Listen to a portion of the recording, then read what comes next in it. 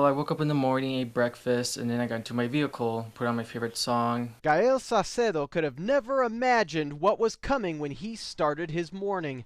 An icy glaze had formed on the streets, and as he drove to class, he began to slip and lost control. He managed to avoid oncoming traffic, but that's when things got really bad. So I turned to the right, and from there everything just went blurry. I didn't know where I was going.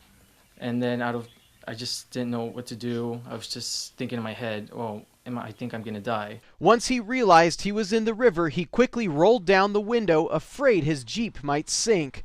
Saucedo then reached out for help with a little bit of modern technology. I lost my phone, and then since I couldn't find it, I was like, hey Siri, call 911. And once Siri called, that's when I found my phone finally. Firefighters from Mason City arrived quickly. They approached the waterlogged Jeep from the passenger side because the river current was pinning the driver doors shut. As that was happening, the water was rapidly rising. Basically explained to him that there's no other way. You're going to have to walk out.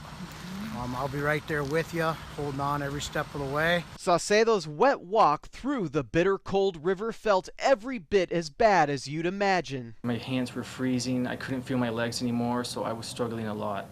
And with the water, it was just so strong, so I kept tripping, and I had the guy help me up a bunch of times, and I used all my strength to get out of the water. By the time he got to shore, Saucedo was practically frozen and unable to take another step.